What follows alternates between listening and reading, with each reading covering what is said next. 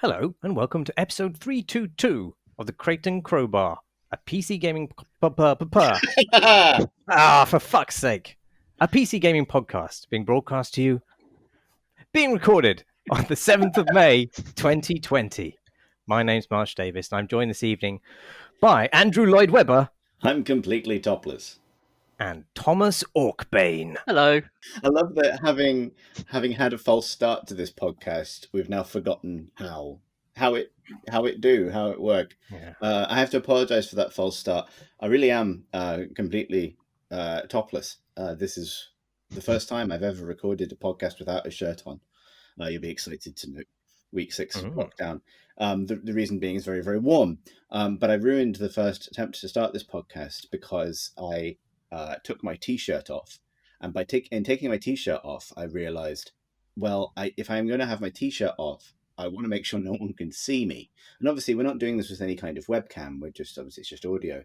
But I did have a webcam plugged in because I just got out of my mum's 64th birthday Zoom call where I would stress I was wearing a shirt.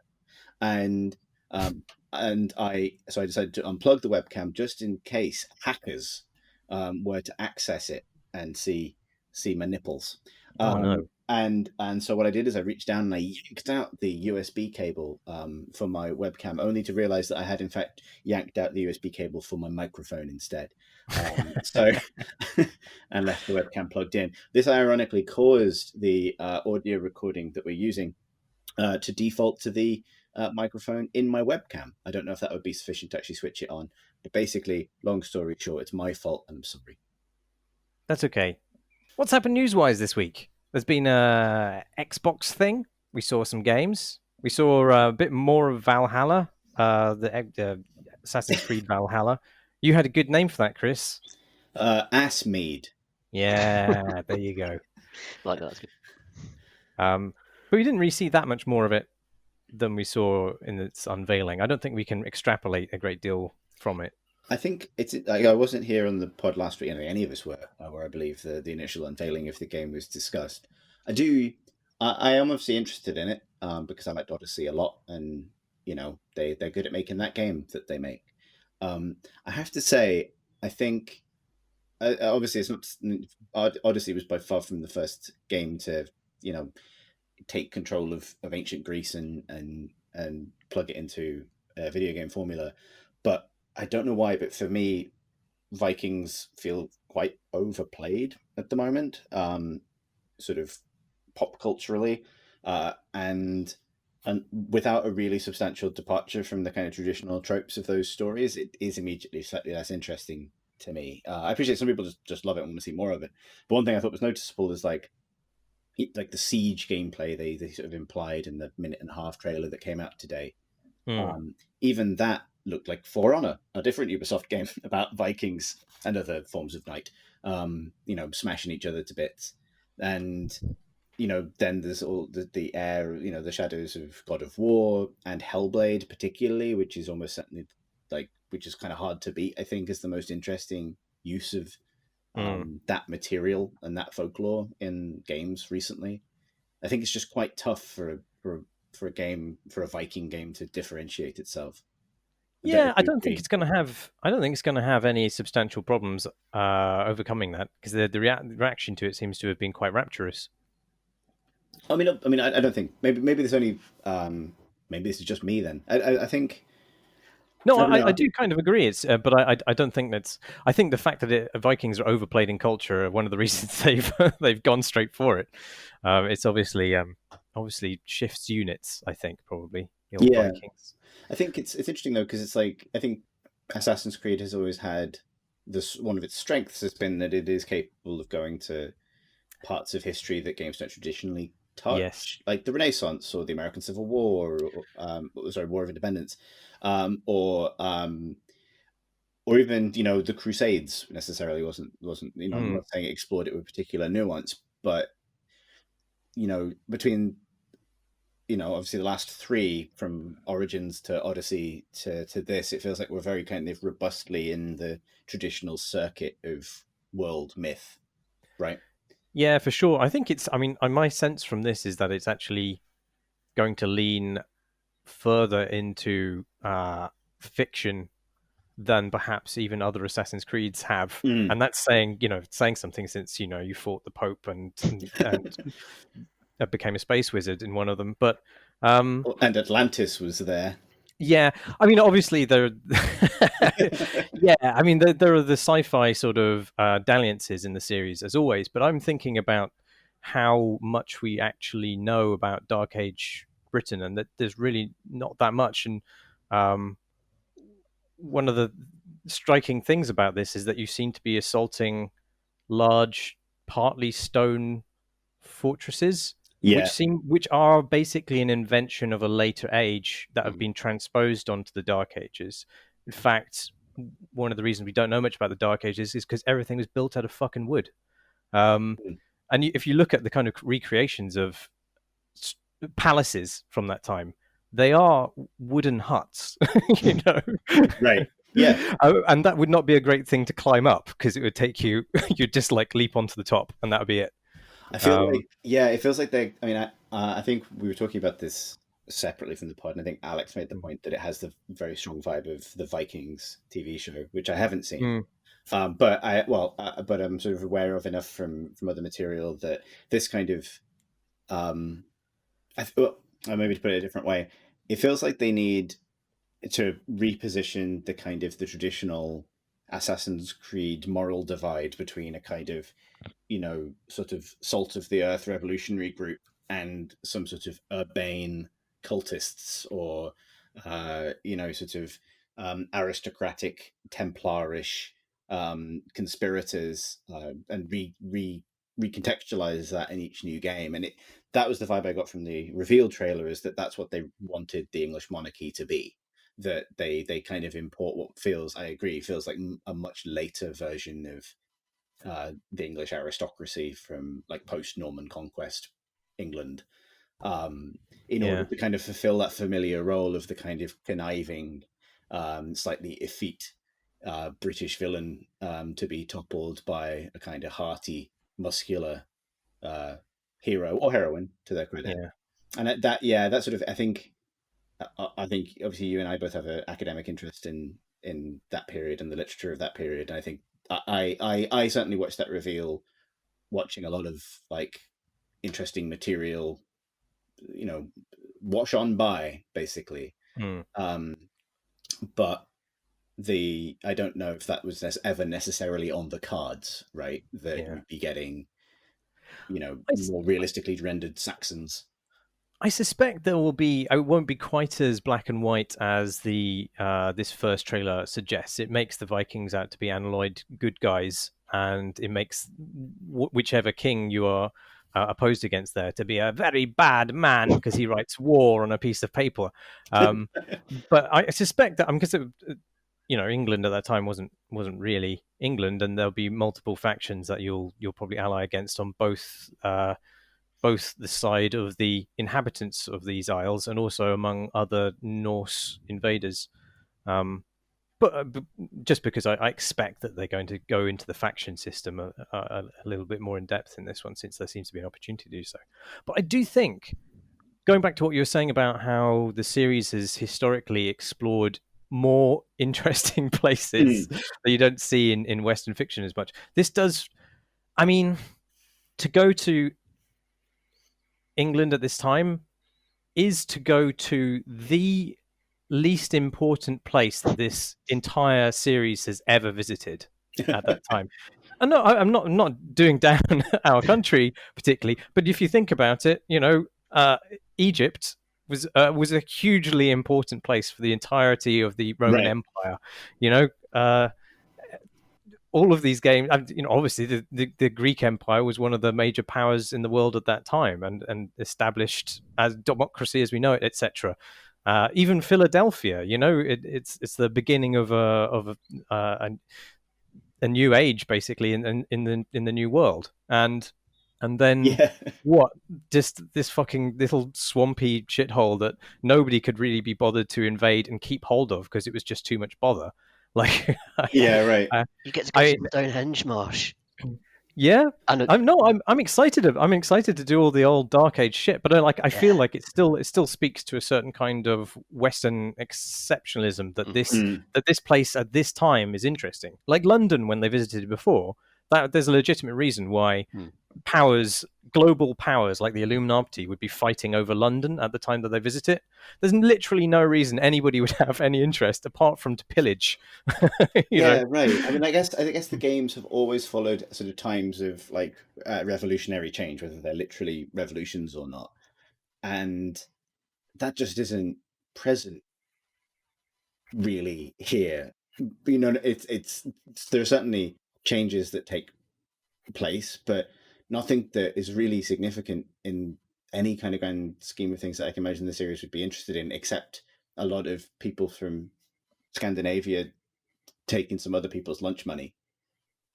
That's and then yeah, and a lot of sad poetry about how much it's raining. What do you reckon, Tom? I think it's interesting. It seems like the game might be split between Scandinavia and England, especially based on the kind of key art they used to reveal the entire game, which is, by the way, one of the most bizarre reveals I've ever seen. And if you don't know how they did it, they just had an artist in Photoshop over the course of like 3 hours assemble the key art for the game, which showed on the left hand side of the protagonist quite a Skyrim looking vision of Scandinavia that looked almost magical, and to the right, some people fucking each other up on a plane in Britain somewhere. Um, so there might be kind of an interesting interplay between the cultures, depending on which Yeah, which of those locations you actually kind of occupy. Um, Also, like, is England that interesting geographically? I mean, obviously I love it. I've hiked all around it, but from like a game sense, I'm not sure. Is this what I kind of felt about London in the previous game as well? That it just was, to me, wasn't an exciting place to explore. Really, it didn't feel. Maybe it's just because I was too familiar with it. It wasn't like an escapist fantasy. It was just like, okay, we'll go around these big wide streets and um, mm. don't do very much. Yeah. I don't know how they'll get this. Like, obviously, the Greek sort of like tangle of islands and peninsulas works really well for the kind of naval game, which is implied to be back in this one. With you taking your longboat up and down the coast, but I'm not sure exactly how. I mean, they've shown some very dramatic, made-up coastlines, and so maybe that'll just be their answer. It'll be like super Essex turbo. Yeah, it does look very heightened, the Yeah. reality they're going for. Mm. including the fact that it's 300 years later in England than it is everywhere else. Right. Yeah. Yeah. Yeah. You sure are Yeah. you're gonna get to throw an axe in that game a lot. I think Oh yeah. they showed that so much, and I bet if you hit a man in the head, it does double damage, and that is a good thing if you like the RPG side of Assassin's Creed in the recent games, which I'm It'll be still the torn on. Yeah, it'll be the signature ability of one particular tree. I guarantee it. It'll Right, be like there'll be three paths. One will be throwing axes at people. The other will be shouting and your crow eating people's eyes. nice. And then the other one Ooh. will be, I don't know, having a spear. That's my guess. Yeah. At me. What did you make of the other games on the Xbox slate? These are all their not their first party games. These are all their partners games that they were showing off today on Uh, the Xbox X Series X. I can't X, actually even X, remember the name of the console. Xbox Series X. It was called Inside Xbox, but not that one. Series X, right? Was that the Hang on. thing we watched? I can't remember. Oh, I'm just trying to remember the name of the console. Yeah, well, anyway, that one, the next generation Xbox. Scorn seemed to be some sort of Geiger-esque thing. All of the trailers seem to be not particularly from gameplay footage, bar a car game and Madden, Hmm. which registered absolutely nothing on for me personally. Yeah, it was interesting. Yeah. Yeah, like maybe I don't know where that decision necessarily gets made with how much they want to show and when, but it certainly wasn't like a presentation that gave room for a developer to show 5 minutes of continuous play or something like that. Mm. It was very cinematic trailery. We talk about Scorn. Scorn is the Geigery, very HR Geiger horror game, which I have no idea what you do in it, but it's very dribbly. Yeah, there was a big alien ding dong, There and was. it exuded a slick whitish substance, which is a bold choice, I thought. Delicious. Wasn't that one of the, Family fun. yeah, wasn't that one of the first trailers they showed as well? Yeah. There's Yeah, new Yakuza games coming though to PC. That looks Oh interesting. yeah. It's going to be turn-based, new protagonist, new similar setting but new characters. So I'm quite excited about that. Is it a new one, or is it one that was already released on some other I platform? think it was released in Japan earlier this year, Right. but has yet to come over. But we didn't know Yeah. it was coming to PC until today. Turn-based combat. How I haven't played any of the Yakuza games, but my impression is that's quite a departure. Yeah, Is that so? it's quite different. Yeah, they did a kind of teaser of it on April Fool's Day, I think last year. So no one believed it. Everyone thought it was just like a mock-up. It turned out to be like a whole new Yakuza game they were making. So that's fun. That's good. It's also there's Madden 21, which is very strange given that there might probably not even be a American football season this year, depending on the way things go. right. Yeah. So I guess you get to just sort of simulate the games in that game and pretend there is. Didn't this happen as well with like Mario and Sonic at the 2020 Olympics, where someone was like, will they postpone it because the Olympics aren't going ahead? And it's like, surely at that point you have to contend that Mario and Sonic weren't going to be at the actual Olympics. Like, it's not less realistic. You know what I mean? Anyway, yeah. People are looking for that Olympic action, then surely that's give them the alternative that they crave. Right, yeah. This is no less of a fantasy world that the real Olympics aren't happening. Because there's Sonic is there. There's Corvs, which I think is supposed to be Chorus, and this is a single-player space combat thing, which claims to let you break reality, but it doesn't actually show what that means or how or why, and it just looks quite flashy. And you can change the FOV in the menu. Oh my god! Yeah. What else was there? The Medium, which is a new game from, is it Bloober, who made that Layers of Fear? Is it the painting madness, spook 'em up, walk 'em a thon? None of those are real genre titles. But the Medium, set in Poland, and it's spooky. And Vampire, that's all the much we knew about it. Masquerade, Bloodlines 2 was shown, and last time we saw that it looked quite janky, but it was very early. But people love that universe, and also the original game is janky as well. Very janky, yeah, very janky, and needs to be fixed by the community. So, I mean, at least if that ends up being the case, they'll be staying true to the tradition of that series. Second Extinction, Mutant Dinosaurs, co-op shooter. Cool, I guess. There's a game called what's it? Let me find it. Bright Memory Infinite.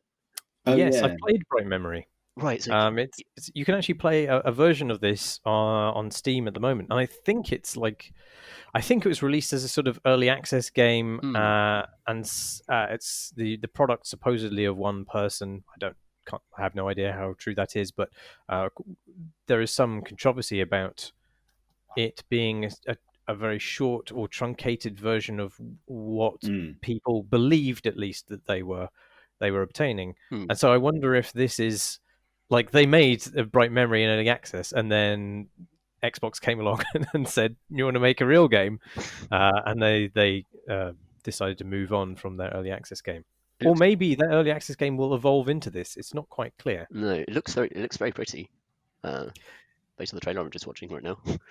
Yeah, I found it quite hard to get on with personally, but it's an interesting mix of first person shooting and Devil May Cry style swordplay, also from first person. So you're sort of juggling enemies and tossing them around, throwing down different kinds of time warping effects as you dash around, and then you can either plug them with bullets or you can smash them up with your swords. And there's a what are they called? Grappling hooks. There you go. How could I forget that?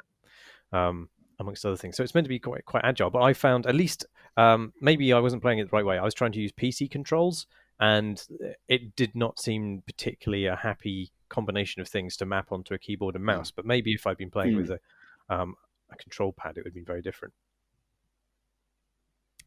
Yeah, I think those. Have we run out of the games that were announced there? There's some other ones I don't know much about. Scarlet Nexus. I don't remember which one that I was. don't know which one that is either, and I don't. Oh, that was the one with the flowers, with the flower monsters. Yes, that's correct.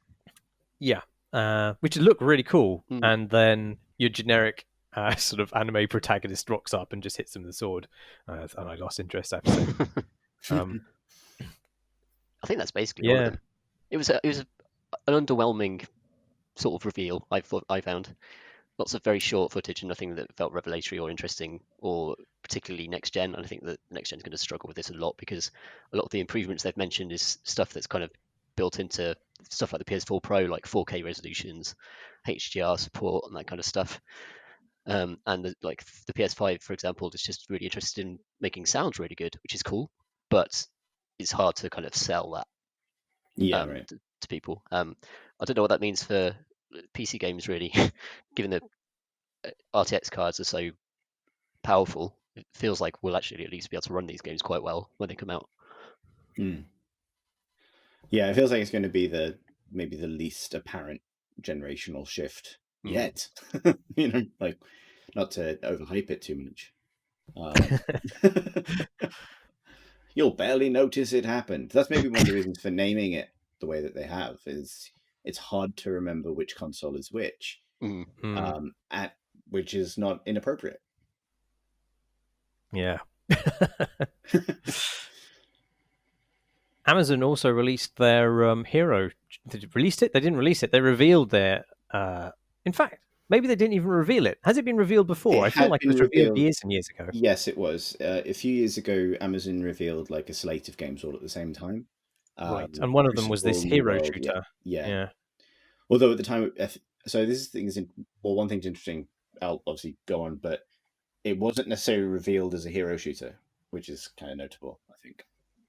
It was revealed. This is Crucible, and it was revealed as a game that was primarily designed to be plugged into Twitch. That it was a shooter, but its primary selling point was its close integration with Twitch, which obviously Amazon owns. I don't know what happened to that side of it necessarily. It seems to have a mixture of PvE and PvP, from what I gather, as its main selling point. 3 different modes. The one, at least the one I can recall, seems to be you defeat giant monsters and you steal their hearts. And the first one to steal 3 hearts from these monsters wins in a 4v4 team mode. I find it difficult to know how good that sounds just from the bold description and the mechanics, but I wasn't immediately won over by the aesthetic of it, I have to say, which felt like I didn't really get a particularly evocative sense of the alien planet on which it appears to be set. It seemed a lot like quite a lot of alien planets, sort of lush and globular, without being especially kind of striking in any noticeable way. And also, there seems to be a real formula now for creating characters in hero shooters. Yeah. There's the cute robot who looks a bit like Wall-E. There's the soldier who has no defining features apart from being a man with a gun. And then there's the one who is probably a fox for the people who like to think about having sex with animals. And then what else is there? I don't know. Well, there's usually a young woman who makes robots and maybe has a robot arm. There's usually at least one ninja, or a samurai character. Just something there for the anime kids. Probably a cowboy. Maybe a cowboy. Could be a cowboy. There's definitely a giant one with big arms. There's who has a Gatling gun. Who is either Spawn, Batman, Dracula, or one of them. Basically, a character who pays the kind of edgy tax on behalf of the game. Usually, he can turn into smoke. Oh, who else? Have we got? Some kind of mystic healer, where it's because it's science fiction. You're not going to have traditional magic healing. It's going to be something to do with meditating, like in the East, because we're going to just we're going to hoist those tropes wholesale. So some kind of floating yogi, probably, I'm going to guess. The whole gang. The whole gang. Excited? So here is a thing, and I know that sounds a little bit glib because it's like, I mean, obviously these are archetypes that work for people, which is the reason they reoccur, and the reason the whole thing reoccurs, because they're all things that work for people. And I when I see games like this, and obviously I haven't played Crucible, the vibe it immediately gave me was very similar to Paragon, the MOBA Epic made, the third person action MOBA that they made. Which is now very funny to consider they made because Fortnite wasn't taking off. And then it did. And then their Paragon went. And the other big one is Battleborn. And I think it's very hard to not look at this game and see echoes of Battleborn, because Battleborn was the origin, or the first time a company tried this thing. And that thing was, and I just pulled it up on the side while we were talking, when Randy Pitchford 6 years ago went on Twitter to write the Battleborn is FPS, hobby-grade co-op campaign, genre-blended multi-mode competitive esports, meta-growth, choice, and epic Battleborn heroes, he meant that, right? Like, you wouldn't, that's not a sentence that comes out of you if you're trying to lie to somebody. Maybe, I don't know. Maybe if you were Randy Pitchford it is. But there was a real investment in trying to make experiences that brought together everything that was popular at once, every single individual idea that focus tests well, and try and make sense of it as a cohesive experience. And I just feel like this consistently leads games astray, because it's like taking, and so it's always talented teams, it's like taking a talented team and telling them to figure out how to get a tuna pasta bake into Star Wars. And like, those are two things I like a lot, and if you ask me about them individually, I will be happy and smile and spend money. But that is an interesting problem. Like, how do we combine the experience of eating a cheesy pasta bake and the experience of watching spaceships arrive to save other spaceships? And maybe it's possible to get halfway there, but no one wants that. No one wants the synthesis of those two things, and then try and build on a third thing. And you combine those two things with my dog. And I don't understand why you've done this. And I think this is the issue these games can be in. And then what you end up with is you look at it and you see maybe 10% of something you're interested in over there and another 10% over there, but it doesn't have a single obvious argument for it besides being an amalgamation of things you like. And that's why the original Battleborn tweet, I think, is so telling for this kind of hero shooter genre, is you can't explain it quickly. You can't say, oh, it's this, it's a, this was interesting about what's changed with Crucible. Like, I don't know if it still has its Twitch integration stuff, but when, that initial pitch is like, Crucible is a multiplayer shooting game set on an alien planet that tightly integrates with Twitch, where the viewership dictates something about the way the action unfolds. That at least is like, oh, okay, it's an interesting experiment. It could not work at all. It could work brilliantly. I don't know, but there's something there. Where I think you inevitably end up after years and years of iterative development and very data-led development is FPS, hobby-grade co-op campaign, genre-blended multiplayer, blah, blah, blah, blah, blah, blah. And that's the vibe I got from the footage of Crucible that I have seen. That, like, the data points were all present, but there's no single derived statement from them, because that would require an editorial stance. Does that make sense? Yeah. I mean, my confusion over what's actually in the 3 different modes is sort of speaks to that, I think. What do you think of it, Tom? That's the noise I would make towards it. It reminds me weirdly of the Marvel Avengers game that they sort of have revealed several times, but no one still understands what it is, and it is trying to be a kind of almost a Destiny structure of where you have, if you like a bit of single player, you've got a bit of that. If you like a bit of multiplayer, there's sort of modes for that. Co-op is there too, and I don't think many studios could pull it off without at least one or two of those elements being duff to the extent that most players won't be interested in them. And it's trying to be everything to everyone is just obviously paid off for Overwatch to an extent, but I think that's a lot to do with Blizzard's knowledge about certain types of archetypes and art styles that have mass appeal, and their ability also to ship stuff in China. And also, I think Overwatch's case is an interesting comparison because they stripped out all of the bigger game they were trying to make, right? Like Yeah, they determined that Titan wasn't going to work, but that its multiplayer mode would, which is kind of interesting in this light. and now like Overwatch 2 is going to put some of that stuff back in. It's just it's a weird way to work. We'll see how it goes. They're going to add like I think they're going to plan to add single player content and more co-op stuff to it. Yeah, right. And at that point, what does the 2 even mean? Like, why not just say it's a live game? I guess Destiny turned into Destiny 2, and so yeah, I guess that's kind of a new genre really. That living game that keeps on growing, getting wider and wider, like Warframe, games like that. It feels like they can get away with it with Overwatch 2 because the marketing has been done, the audience has been created. There are people who really, really want that now, but it's very, very hard to come out of the gate with something that broad, I think, and not like, and not meet with a muted response. Like, I mean, and the thing is about this is like, I don't think I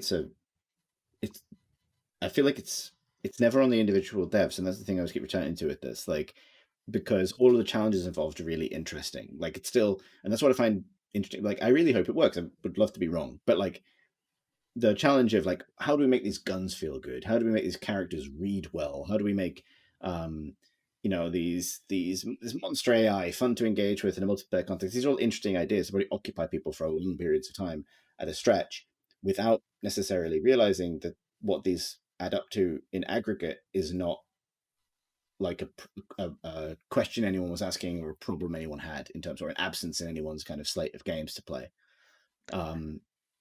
Yeah. I wonder if the average player's tastes for different genres are really that broad. I think like it's easy for us to sit here as people in the industry and say, oh, we're generalists, so we love to play a bit of everything and see what it's like. But I think some people just like what they like, and they like a bit of multiplayer, which is where Valorant is a good kind of pitch, Right. because Yeah. hey, here's one thing this game's going to do for you, and if you like this sort of thing, this is for you.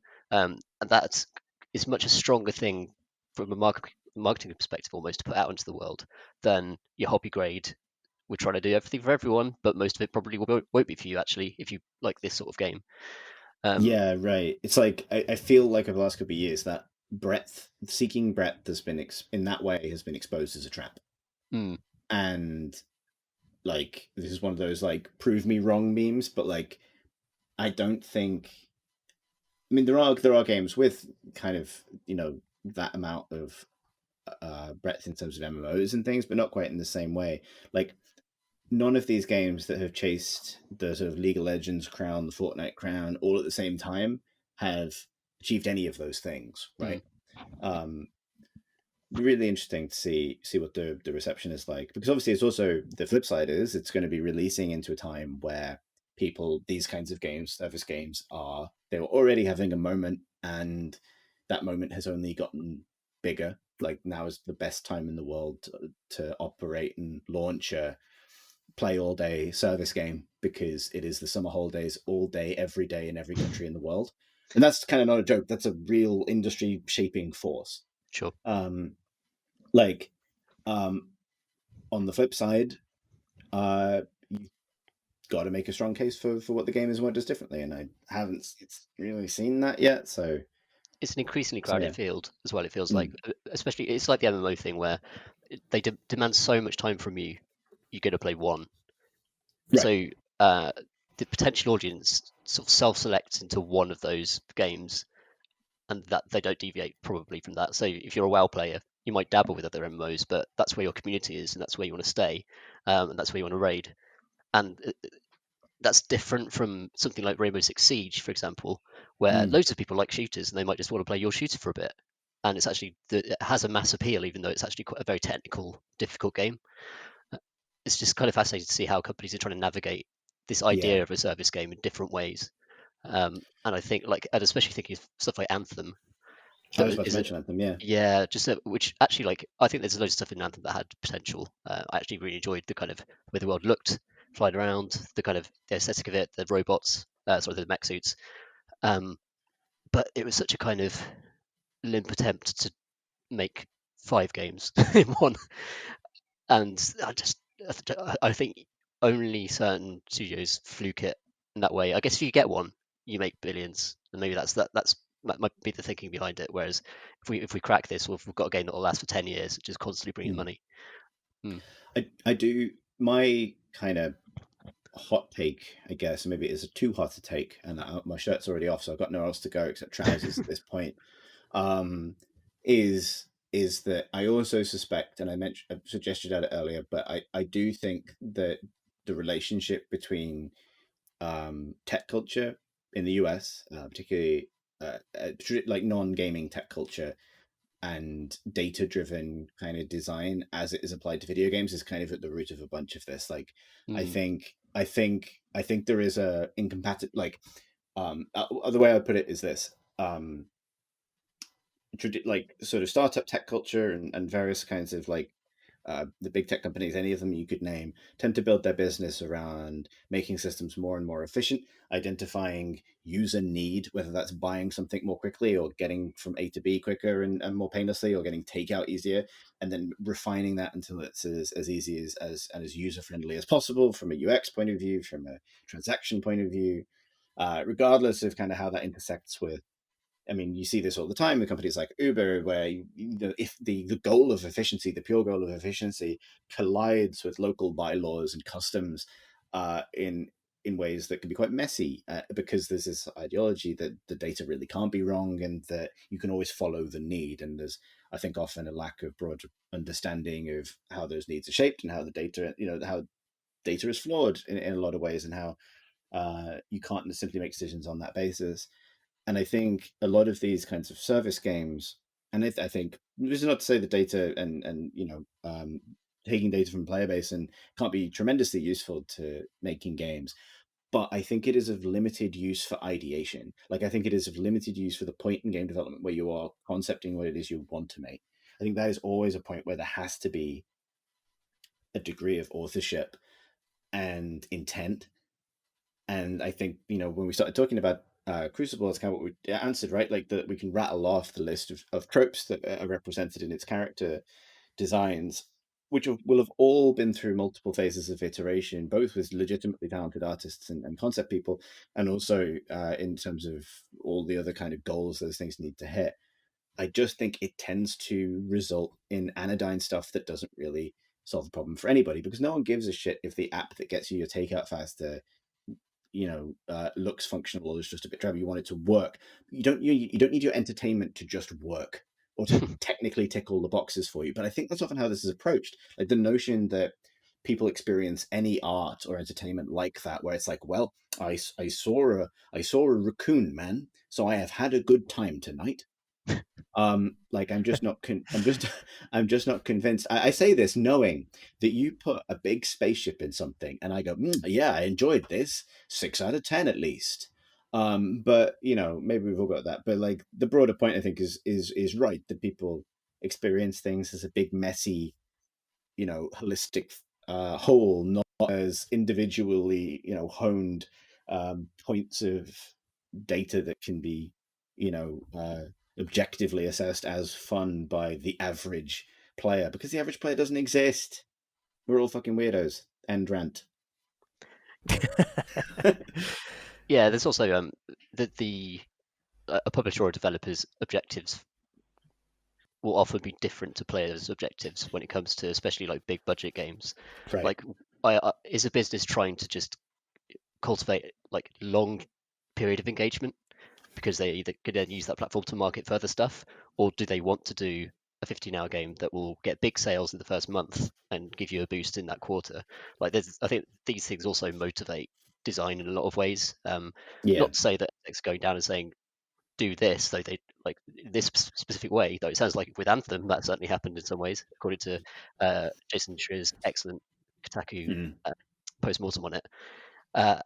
So it's again, it's the classic kind of clash between creativity and wanting to have authorial direction and create something that's actually really kind of meaningfully special in some way, actually says something about the world, or actually is just a really great genre piece of entertainment, and that coming up against corporate kind of just financial needs and the need to actually just make money and survive as a developer. Yeah, I think it's interesting that, though, because I think the last couple of years every business probably has proved that there's no real such thing as a sure bet. Like No, you of course. can't, you like, if you can't follow, the current popular thing into guaranteed success, unless maybe one of the only mechanisms by which this is the case is identifying what is currently popular and not available in as a free-to-play game, and then making the free version, or the mobile version. Those are probably the easy to pull, not easy, but most rewarding levers in the industry, answering those problems. But then, you know that is a limited pool as well. Like that is not something you can necessarily pitch for. I feel bad a little bit for what feels like Donkey Kong Crucible after a very scant reveal of information so far. So hopefully this is taken as my concerns about that genre as a whole rather than the specific game. I think we use that as a springboard rather than actually it wasn't specifically about that game. It's about just sort of the general state of these attempts from businesses to actually create this. I think it would be very notable if it isn't a success. I think it would be very notable, and I think it should be a sign that is a dead end, because the question would be resources, right? Like marketing resources, being able to reach players, being able to invest in development in the game. I suspect Amazon has those resources. I don't think that's going to be too wild a assumption. No, sure. And so if they can't make it work with those resources, then I think any person in game publishing right now looking at similar projects should have a really serious look at why they're trying to take on that kind of white whale. It's interesting because Amazon is also making New World, which looks like a relatively traditional MMO. Of all the things to try and make in 2020, that seems like a bold thing to do. But again, they've got the resources, and if they can be the next sort of next WoW, that's still a pot of gold that people chase. Yeah. Do you think the fact it's releasing on Steam is of significance? Crucible, this is. In that the other big shooters of this kind are locked behind Blizzard's proprietary launcher and such. I mean, Fortnite's technically locked behind the Epic launcher, right? And it hasn't hurt it. I suppose that would be interesting. Like, if that was sufficient for it to become a success, then that would indicate that the size of the never Epic Store crowd is actually substantial. I suspect it isn't.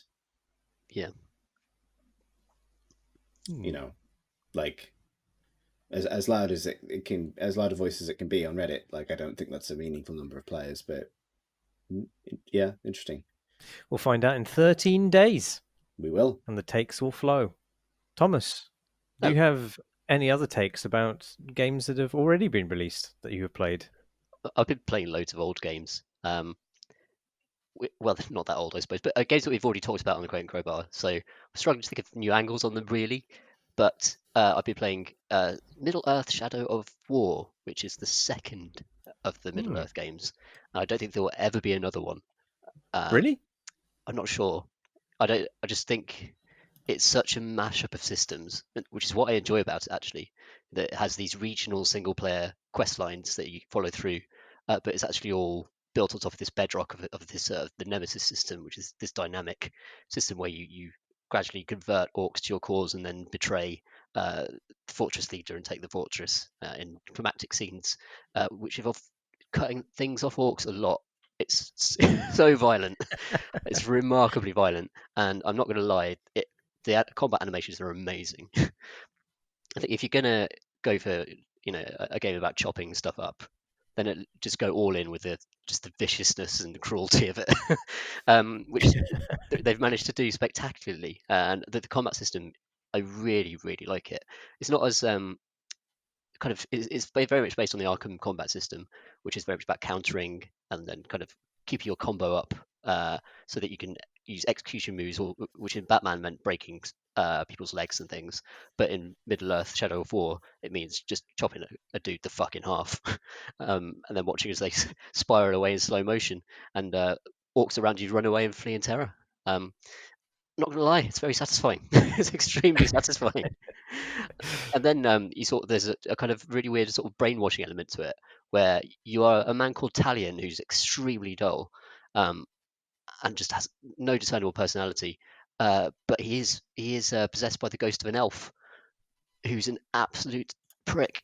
He's like he's called Celebrimbor, and he crafted the rings of power that corrupted men and turned them into the Nazgul, and also gave Sauron his his way in to world domination.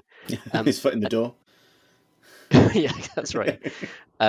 And he's in your head, and Italian will be saying stuff like, "We need to save the city and make sure that the people of Middle Earth are safe from the Balrog that's been unleashed." And then Celebrimbor would be like, "No, we need to get the rings." And you just get these like just they're both so like black and white, which kind of like Lord of the Rings is, right? Your heroes, it's light versus dark, and that's a very thing that's baked into loads of fantasy, unfortunately. But the way it's depicted in this is, I'm not sure whether it's supposed to be funny, but it really is. The one thing that's definitely supposed to be funny is the orcs themselves. The amount of voice work and voice acting they've done, and like contextual barks, is absolutely astonishing. Because there are so many different characters you can run into, and they're sort of like semi-randomly generated. So it will put like a first name with a kind of title. So you might get something like Borgu the Snowflake.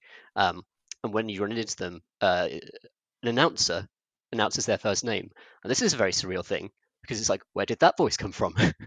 So you encounter them. There's a big crash zoom into them, and then it'll tell you that they'll do kind of like basically a WWE wrestling intro. They'll just sort of like say who they are, why they're angry, and why they hate you. But they're very surreal. Like there's one who just sort of giggles. So normally they do a speech, but there's this one guy who just giggles, like he doesn't stop. And so I recruited him onto my side and made him my bodyguard, so I could summon him whenever I was in a fight. And he just never stops laughing. It's really sinister, and he does it like the new Joker film. It's like him. It's really strange. But then another one is just I think there's a guy called just We live Mosey in a the society, Tasty. Mosey the Tasty. And his gimmick, his wrestling gimmick, is to shout "tasty, tasty, tasty" all the time. Like, what? Who came up with this idea? And then there's the orc that just really fancies you, and is just obsessed with you, like the ranger, and it's just like it's almost like giggling adolescent obsession with you, and it's so surreal. The kind of I don't know what was going on in that writer's room to make these characters, but that colliding with the serious sort of like po-faced seriousness of the Tolkien universe has been an absolute delight to me in the last couple of weeks I've been playing it. And I'm almost at the end. It's absolutely enormous. It's like 40 or 50 hours if you want to do all the stuff. And that combination of just slapstick humor, Cockney voice actors, absurd statements, and extreme violence has been right up my alley. I've really enjoyed it. What drew you to it at this time of lockdown? I think it's just there's something very satisfying about having an open world map, or several open world maps in this case, with loads of icons on that you just gradually tick off, and you're just like, yep, I did that. That's really satisfying. That's good. And then there's some really nice versions of that in this game. So in each location there are 6 kind of elven invisible scrolls on a wall somewhere, and you can use your elven vision to see it. And you find a word, and then there's like there's a vault in each area, and you assemble these words to form a completed poem, and then that opens, and then you get a cool helmet. It's just a nice way to present that kind of collectible, that kind of that the urge to collect and complete. The loops are just short enough that you like, yeah, this doesn't feel like too much of a slog. I could just go over there and get the other 2, and then I can unlock this new thing. And that's just like a very satisfying loop, I think. And normally I have no time for it at all, but I think there's something about lockdown that makes that kind of repetitive action. I could listen to a podcast to sort of clean up some objectives, and just kind of get that sense of ongoing, endless progression. That's very addictive. So you said you played some other things. Yeah. So I've been contrasting this with Assassin's Creed Odyssey, which I was drawn to. Oh wow!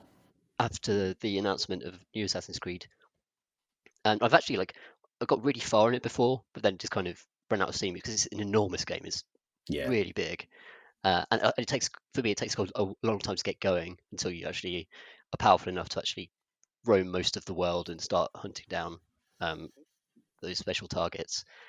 But I got it on PS4 this time because I've got like a 4K TV with like HDR capability, and that game looks astonishing. It just looks absolutely beautiful, and I can't believe it's still like a miraculous technical achievement when you go into your bird high above and just sort of fly around seeing the mountains. And there's hardly any pop in or streaming. I don't know how they've done it. It's just incredible. And I've been on holiday in Greece over the last few years, and might not go on holiday for a long time now. So Mhm. it's almost filled that gap for me, where just seeing that sunlight, which has been so carefully modelled, that particularly bright Mediterranean sunlight, uh, and the kind of the islands, again, just beautifully portioning up challenge across this archipelago. That again has just been really satisfying and has made me very happy. I have to say, I mean, I appreciate I haven't played a ton lately that I haven't already talked about, but I've had exactly the same experience from Hitman, Oh, I've heard which of is people also say that too. yeah, it's which maybe even Tom Francis said this as well. That is a surprisingly great holiday game because you Mm. are playing a man on holiday. Like he goes on holiday, he meets a stranger, and then he has to leave. The Hitman 47 holiday story. Like um, it's very good. And I think I don't know what quality it is of an in-game environment that makes you feel like, oh, I'm somewhere nice, as opposed to, I am traversing a beautifully art-directed landscape, but it's not. Mm. I'm not there, and I don't know what exactly that quality is, but obviously For some me, games have it. it's sunlight. Um, Mm, that's the one thing that does it for me. So, for example, in Mm. The Witcher 3 has like very extreme and kind of high fantasy sunset conditions that are extremely red, which can happen in real life, but just that makes me realize it's not a real place. mm. Whereas Red Dead Redemption 2, for example, the sunlight seems to be really carefully modelled in terms of the precise tone and colour and brightness and how it moves through smog and how it moves through clouds. Um, that makes the whole world more convincing to me. Just that one simple thing. Yeah, Yeah. it's volumetrics, isn't it? Mm, That's the tick. absolutely. I wonder to what extent that's just generally true as well. Maybe not even that technically complicated, because I have found recently, I don't know if this is possible, but I feel like I have a rainy Animal Crossing island. I do Like, too. Yeah. yeah, it rains all the time, or it's misty all the time, and then occasionally sunny. And I sort of, even though it's summer at the moment or coming into summer, and I've sort of convinced myself that like I have Cornwall, like that's where I am. Like it is beautiful, but it's often very wet, and like, but I genuinely feel a bit bummed out like playing it. I've played it less on definitely on days where it's rainy, because it's just, even though it doesn't materially affect anything, it's just like, oh shit out, I'm just going to stay inside um in the game as well, which is weird. um but yeah, not to interrupt Assassin's Creed chat, but it's kind of interesting whatever quality of, obviously we're all missing some sunlight at the moment, but it's interesting that you have something in the way games present it does still tickle the same part of your brain that also wants vitamin D. I think, yeah, I think that Hitman like Miami level, like Yeah. so having been to Miami, it's almost the pure whiteness of the sunlight compared to what it's Mm. like here. Like there is a different quality to it wherever I go in the world. It does feel different. And maybe it's a combination of that and kind of in real life humidity and environmental factors of the way the sun actually hits your skin and feels different. That creates these associations. But just the visual appearance of that in a game sets that off for me. It's almost like a smell and how that can Yeah. trigger extra Yeah. sensory stuff. Um, and it's amazing that a lighting condition can create that reaction.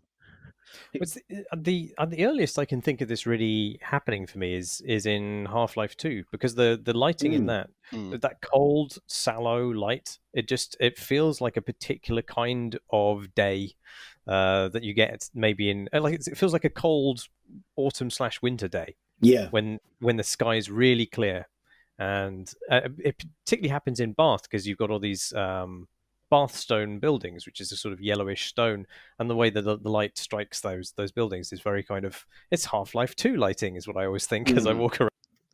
Yeah. The other thing I think that has been really struck me about it, maybe I don't want to sound too glib, but like every Hitman level particularly has a real sense of being like you're often at an event or something big is happening. And obviously in Hitman 2 they got the crowd tech going, so you're often in these like big packed kind of expo, like the Miami level is literally a racetrack and an expo, or like a busy neighborhood or a party or a fashion show, or all of these different things. And genuinely playing it in and I don't want to, I'm not going to, this isn't some editorial I would wing off about how Hitman has answered my desire to be around other people in the age of COVID, because the things that my principal interactions with people have not been what I would aspire to get back to after this. I'm not predominantly not looking forward to walking up to people and going, "I'm Tobias Reaper," and then stealing their pants. That's mostly not how that's going to go. But there have been certain parts of it, like the Thailand level, the hotel in Bangkok, where it properly set off my wanderlust and my desire to be somewhere else where other people are doing something, or there's some event on, which would either be answered by a press trip or whatever it would be. Like, the sort of oh man, I kind of wish I was in a beer garden outside Gamescom this summer or something, which normally I'd have thought I was over. But it is funny that the sense of place is sufficient enough to make me miss real places, which is probably deeply sad. But yeah, I don't know if that's something you could necessarily get from a fantasy game. But yeah, it's definitely just want to go stand in a bar, letting clues of how to murder someone percolate around me. Have you played anything else? I've also been playing Jedi Fallen Order, but that's just because May the 4th happened, and so everyone got obsessed about Star Wars. And also Rise of Skywalker came out on streaming service, and I watched that. I was like, quite like something better than that, actually. So I'll go back and play this video game that is, while it's I'll stress it's nothing that special, but to me, I've described it on the site as just a couple of Sundays of good, solid, entertaining lightsaber, and that to me is absolutely fine. And that's mission accomplished as far as I'm concerned. So I've just been loving that lightsaber to the extent that while it was just loading, I was idly looking on my iPad for replica lightsabers. Oh no! Which is a road I'm not prepared to go down. But credit to the game for actually putting me in that headspace where it's I could have this. And yeah, so it activated all my sort of nerd love of Star Wars. Even though there are better Star Wars stories and games for sure, go play KOTOR and KOTOR 2. But this is a kind of adventure with characters that don't just pointlessly move around for no reason and actually have motivations. It's that's good. That's good, and some good lightsaber fights. That's all I want. It's certainly not the worst Star Wars story in a game. Oh no, it's pretty good. Yeah, it's fine. It's fine. Again, all of these three games have just been pure comfort food for me, which is why I always haven't started new games. Partly because not a huge number of new games are really coming out apart from XCOM and Gears Tactics, which are both great. But in terms of actually just wanting to go around worlds and explore them and hit stuff, that's kind of where I'm at the moment. What have you been playing, Marty? I've been playing things that don't sound nearly as satisfying as the experiences Tom's been having, so I feel weirdly jealous having listened to him. I have liked at least one of the games I've been playing, which is called Filament. It's a puzzle game made by a developer called Beard Envy, which is just quite a cute name for a developer, I thought. But the central core mechanic of it is that you are a little robot with a light bulb on your head, and as you walk through a level, a big tube spools out of your ass, your robot ass. This tube is anchored to one point in the level, and around the level are poles, and you have to touch poles, sometimes in sequence, with the tube from your ass. And then you have, once you've touched all the poles light up as this tube touches them. A door opens, and you then have to go out of the level. But doing so is tricky because you cannot cross the path that you've just created with this spool of ass tube.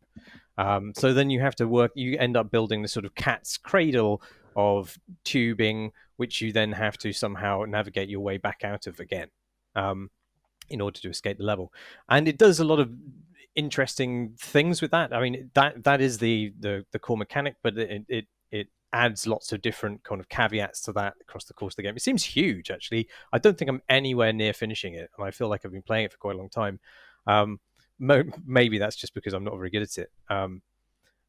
But sort of on top of that puzzle layer, there is also a sort of narrative layer where you are a rescuer come to help a stricken spaceship. You don't have any voiced lines, but there's somebody on this spaceship who's talking to you through the intercom and directing you to unlock these various different ship systems, which are somehow paralyzed. And the unlocking procedure is what facilitates the. Things were starting to get a little dicey up here on my own. Hello? Hello. I lost you for 10 seconds there. I heard someone talking. Yeah. I didn't. I'll cut you some slack, though. You know, That's weird. It was one of you playing the trailer? Oh shit! Is that audio coming through my PC? I'm really sorry. I thought I'd play the trailer muted just so I could see what you were talking about. I'm really sorry, Marsh. I didn't realize. I can't. I'll put it this way. I can't hear the trailer. Oh, that's weird. So strange. So that is strange. I am very sorry. I'll close that. I just thought I'd see what you visualize what you were talking about. Oops. That's okay. Welcome, mystery voice actress from that game. As you may have heard from that, the character you're speaking to is this sort of spunky ship navigator, and the sort of dialogue you have, it's sort of weird. Like when I started playing it, I didn't really think that the game was calling out for any sort of narrative layer. Like I quite like the fact that you're walking around this spaceship. It's beautifully rendered. It's got this. It's not flat shaded, but it uses a very simple color palette, and then everything has this sort of lovely kind of gradient on it to give it a kind of really kind of voluminous feel. So everything feels really kind of chunky, but also smooth, and it's very nice. And it has this sort of cartoonish style. So I kind of like aesthetically like it, but then I didn't really feel like the puzzles themselves really required some sort of meta explanation. And the narrative doesn't really go hard on anything. Like you think it might lean into sort of zaniness because there's quite a good joke about capture recognition in like the first 5 minutes, and the character you're speaking to is sort of ribaldly kind of ribbing you, but it's not like a laugh a minute script, and it's also not obviously serious in any particular way. It's not like a grave or a deep emotional journey thus far. So I wasn't quite sure really why it existed, and it just seemed to be sort of occupying a space in the game, which could have been probably better spent on other things. But as I've got further in it, there are really quite nice, interesting things about the sort of fictional setup they've got on this spaceship. The kind of relationship between the crew. As you explore this space station, while not doing puzzles, you sometimes find just logs of their email conversations and things like this, and it's just nice. The characters seem quite characterful, and they have pleasant discussions with each other. I'm not kind of like super drawn along into some grand mystery. Like there is obviously a mystery about how the ship became stricken in the way that it is, but I don't really have any kind of clues that I'm following, if you know what I mean. It doesn't feel like I'm being propelled towards some sort of discovery. I'm just seem to be ambling through this stuff. But as I got further, I found actually that the puzzles are more annoying me than the puzzles now feel like an interruption to the narrative rather than vice versa, which is a sort of switch around I didn't really expect. But like I say, it's pleasant. It's very pleasant. The puzzles are sometimes too hard for reasons I think are not necessarily fair. Sometimes you can solve the puzzles theoretically. Like if you were drawing out where these poles are and then on a piece of paper and you were trying to draw a line all the way around them that didn't touch itself, you could do that. And then yet you try to do that in the game and you find that there's just the collision box for your character is slightly bigger than your character appears to be, and you just can't quite fit through a gap. And that feels really a very bad way to fail these puzzles, because you're like, well, right, yeah. I kind of did solve it, motherfuckers. And then there are some sort of puzzle escalations that to me just don't make any sense. Like and it's not like one of these games where you just sort of the fun is figuring out the purpose of the mechanics, as some puzzle games are. They attempt to tutorialize things, but there's just one puzzle sequence, and I've actually done all the puzzles in it now, but I'm no closer, having done them, to understanding what the puzzle mechanic was, well, which is a curious situation to be in. Yeah. But I do like it. I do recommend it. So there you go. And the other game I've been playing, Filament, yes. And the other game I've been playing is Close to the Sun, which was just released on Steam this week. Although, apparently, it has been out for a year on the Epic Game Store, but nobody noticed. Yeah, it was at Res last year, so yeah. Yeah. That's more than a year ago. First-person horror adventure which has taken a fair bit of flack for looking a lot like BioShock. And having played it now, I can say that flack is absolutely deserved. It is. I mean, not only is it a horror game with Art Nouveau, Jazz Age sort of aesthetic, but it's also set on a giant folly by a power mad man. In this case, instead of Andrew Ryan creating a free market utopia under the sea, you have Nikola Tesla creating a haven for free science investigation in a giant boat on top of the sea. Boat is called the Helios, which is the name of the sun god. And a lot of the chapter titles reference Daedalus and Icarus. And Icarus flew, quite famously, too close to the sun. And you can imagine that maybe Nikola Tesla's science experiments are a bit like that, because they've tried very hard to go very high, but then they've got a bit melty, and then they've fallen out of the sky. And as with all science experiments that go wrong, they've created monsters. That's what happened to Icarus, wasn't it? I can't remember. Yeah. It's not. It also, in one way, it is not like BioShock, because BioShock, despite all of its pontificating and its reputation for taking on big philosophical things, it was at its heart an action game. It's a first-person shooter through and through, and this sort of answers, and that has also led to criticism. BioShock, people often say, wouldn't it be better if BioShock didn't have the shooting? And I can tell you, no, it wouldn't be better,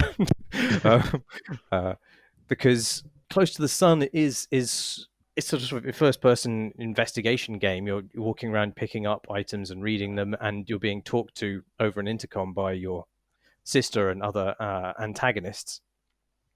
But I don't know. Maybe you feel differently about this, but I feel like walking simulators, as they've been called, they sort of rely on maybe an emotional intimacy with the characters, some sort of like an emotional reality that you can empathize with or are interested in. And I'm thinking like Gone Home and Firewatch. Having spent time with those characters, you like them and you want to hear them talk. And I think that's more important than having a plot. Like Close to the Sun has a plot. Like it's again, you're on a strangely stricken ship, and you have to work out why it's been struck down in this way. But since your interaction with it is just sort of shuffling through environments and occasionally running away from things, it just doesn't, sort of the cogs of the narrative never really bite for me. Like, you never really find out who your character is that much. Can I be a big wanker? Yeah. I would suggest that it sounds like where a lot of walking simulators find their effectiveness is in the fact that they're about relationships rather than plots, really. That is true of almost all of the ones that you just named. It's definitely true of Tacoma, which is literally about following the relationships forwards and backwards through different scenes to find out whom bonk and when. And other space facts. It's true of Edith Finch as well, to a great or less extent, or maybe slightly less so. I think that leads me to the flip side to this, where the exceptions, like Dear Esther, for example, is about a relationship, but one that's already taken place, that you're not necessarily involved in. But it is also very, very intimate because it feels like it's a performance directed very specifically at you. It is so stagey, it is not realistic. You're exploring the psychological landscape, not a literal place where something has happened, right? Although obviously it dips you in and out of real moments, or quote unquote real moments, and therefore it's very much about your relationship with it. Your forward movement is your side of this kind of discourse that you're having with something that's multi-layered, and it has relation. It is discursive in the sense that the landscape is talking to the music, is talking to the narration, is talking to the timing of certain reveals, and your own kind of internal processing of that, like art do sometimes. I think the thing about walking simulators, sorry, Chris, no, go on. Specifically is that they're free from the tyranny of having to constantly create player objectives, which is what so much game dialogue is about. It's about saying you have to go here for this reason, and we've only got like 10 seconds to tell you this because you're really impatient, because the player are normally quite impatient about this sort of thing. Whereas someone relaxing into the context of like Dear Esther, you're not there to speedrun it, you're there to kind of absorb it, and that gives the writers and the performers much more room to influence you and actually create those relationships. Whereas action games like in Bioshock, I didn't really care about any of the characters in Bioshock. I loved the world and it felt really novel, but I wasn't playing through it just to get to know any of the people who were talking to me on my headsets. I didn't really care about the ghosts, because it was all about getting to the next objective, getting to the next action scene. So there's different pressure on the writers, I think, in those different contexts. Yeah, it's interesting you say that, because this game does have a huge number of gamey feeling objectives. It is go here, do this, go here, do this, go here, do this, whilst never actually meeting anybody, because you never meet anybody in these sort of games. And the fact that you don't have very many verbs while you're doing that is a constant sort of irritation, really. It feels like there's just not enough going on. That's interesting. Interesting thought, because I guess the flip side to this would be when you're talking about slightly more sedate games with narratives, would be something like Myst. Not to go way back into the CD-ROM drawer here, but like those are games that are sort of pretty thick with story, but where you are basically being sent A to B and occasionally getting a clip of FMV. And I kind of wonder obviously those are puzzle games primarily, but I do wonder kind of what the difference is there as well. Like there does seem to be a way in which games tell adventure stories, but without the combat and other kinds of action game trappings that we're used to. But it hasn't been around for a fair old while, right? Yeah, I guess it's relying on atmosphere to sort of scare you into thinking something's happening. But it's not terribly successful at that. It's slightly frustrating that it goes where it does, because once you get off onto the boat initially, it's a beautifully made environment. Like however much it lifts from Bioshock in terms of Art Nouveau stuff. Obviously, Art Nouveau predates Bioshock, so it's a legitimate thing to use in games. Yeah, you were allowed jazz, but yeah. Yeah, exactly. And they've done an amazing job of crafting that space. When you get into the kind of the docking bay of this massive mega boat, and it's only partially illuminated, but you get a sense of this gigantic cavernous space. That in itself is like an impressive environment to be in. And then almost instantaneously, you have to go through whatever passes for customs on this boat, and you break into the little office room where the customs official would have been had he been there, and you see pamphlets about suspected spies, Edison's spies, who've come to infiltrate and possibly sabotage Tesla's operations. And I thought that was really where it was going to go. And I even kind of like screenshotted various files so that I could then refer back to the names that were mentioned on them. And that stuff does sort of exist in the background, but it's really not what the game is about. And I thought it was going to be much more of from that opening. I thought it was teeing up something interesting about, personal acts of espionage and sabotage and deception. But in fact, you'll end up being chased by gribblies. And there's seemingly no real reason for the gribblies to exist. Like the thing that has gone wrong on this ship is Nikola Tesla's research scientist experiments with time, which is incredibly hand-wavy, even by the standards of time shenanigans in video games. I was going to mention a TV series that I know some of us have watched, which is related to some of these themes, but I won't, because actually, if people go to that afresh, they'll have a better experience without realizing what it's about. But just coming from something which has done it half well to this, which doesn't really have anything to say about time, seemingly. There's a reference to some sort of self-fulfilling prophecy in it, but as a result of some sort of time problem, just monsters have emerged, and the game has absolutely no way of explaining this. At one point, your character says, "Yeah, but why the fuck are monsters coming here?"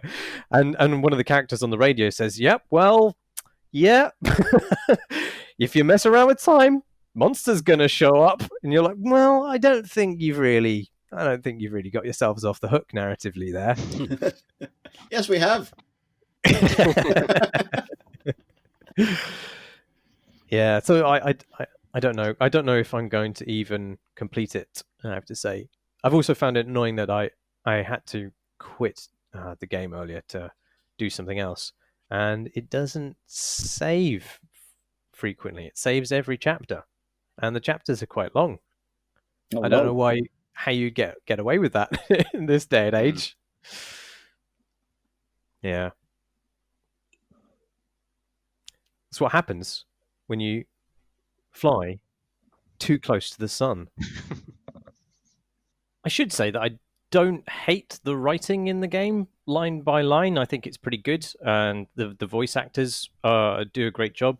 There's a particular sort of side character called Aubrey, who's played, in fact, by Wolf Kahler, who played lots of Nazis. He played Nazis in one of the Indiana Jones films. You recognize him if you saw his face, but he does a really good line in being slightly sinister older man, which is pretty good. But I don't know. It's like they've obviously got good material there, but it's sort of all shackled to what is quite a hokey plot ultimately, and I feel they could have done a lot better with that material. Shall we do some questions? Sure. Wrong answer. No.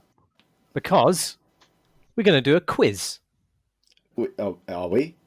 Yes, we are. What? We are going to do a quiz, and it's inspired by two things. The first thing is a game called Postscriptum Day of Days, which the name of which amused me so much that I asked in our Discord channel if anybody could guess what genre it was set in, and nobody could. It is, in fact, a World War II set first-person simulation shooter, as it calls itself, but it looks like Battlefield. And it is also inspired by the fact that we have a soundboard in this piece of software. Oh no. So 322 episodes and someone's finally got a soundboard. What have we become? So in honor of Postscriptum, this quiz is called Postscriptum, Piss Craptum more like. So I'm going to read out some names of real games, and you have to guess what genre they are in. I think I have a feeling that both of you, just being generally more aware of what's going on than I am, may have a bit of advantage because some of these games may be famous and I'm just too oblivious to know. Nevertheless, I'm not like the competitive one or anything, but how do we indicate that we would like to answer the question? Do we just shout? This is a good point. Yeah, just shout. It's not like there's going to be a prize. So So Okay, how about good, Chris? thank you. Chris, you honk, and I will wonk.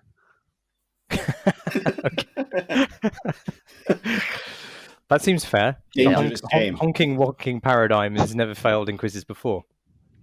All right. So the first game name is Nero, spelt Nero, as capitals interspersed by full stops, : nothing ever remains obscure. Wonk. Go for it, Tom. Hidden object game. Wrong. Oh. Unfortunately, there's no. I don't have a soundboard noise for wrong. For the one of the two things that can happen. Great. Honk. I have a Yes, question. Christopher. Yes, honk. Oh, yeah, looking for the genre of like what you do in the game, or the genre of the setting? I will accept any clues really right. as to what's in the game, but I'm going mostly for the mechanical genre. Dating game. Wrong. It's a story-driven first-person game with puzzles. Oh, that's all games. And ironically, it is also the studio that made Close to the Sun's preceding game. Oh. Ironic, because it did indeed remain obscure. Sorry, guys. Number 2, Civil Contract. Honk. Yeah, Chris. Dating game. I'm afraid not. Wonk. Tom. Match 3. It's a modern-themed role-play adventure game set in the vast open-world environment of Australia. I love that if Game you get number 3. anything right, then you can't play your sound effect. Yeah, don't worry. There's only 7 of these, but there will be a Okay, bonus round at the end. So it's technically 8 questions. Game number 3 is called "I'm on Observation Duty 2: Timothy's Revenge." Honk. This is actually guessable. So go on, Chris. Puzzle game. No. Fuck. So was that a fuck or a honk? That was a wonk. It was a wonk. I'm sorry. Tom. Disaster simulator. Sim game where you respond to disasters in some way, probably top down. No, but that's not a bad guess. It's actually a Five Nights at Freddy clone. Right. Oh. So some of these are slightly more obvious than others. Yeah, obvious. Game number 4. Zariah, Age of Shattering, Prologue. Oh god, I feel like I can't wonk it because I don't Fuck. know. Say it again. Zariah, or most possibly Zoria, Age of Shattering, Prologue. Wonk. Yes, Tom. Third-person action game, anime style. Honk.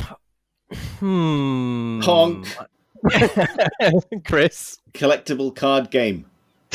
No. Shit. It was a turn-based tactical party-based RPG experience, which I feel Tom got halfway to. Maybe. Maybe not. I don't think anyone won that question. Okay. Next game. Bakemono - Demon Brigade 10 Men Unit Wonk. 01. Wonk. Tom. Japanese beat 'em up. Close, I think, maybe. No, not really. I mean, it's Japanese. Honk. Chris. Bullet hell shooter. It's an anime-themed VR mech simulator. No, Tits. damn it. Game, I forgot which number this is. Game number 6, I believe. Cloud Meadow. Honk. Chris. VR painting tool. No. Wonk. Tom. Some sort of farming simulator. The Harvest Moon style thing. Yeah! I mean, you didn't get that it was actually a pornographic farming simulator. in which you fuck monsters. What? But, Oh, shit. Farming What the Simulator's hell? good enough. Close enough for jazz. Close enough for something. Game number 7. How do you like it, Elon Musk?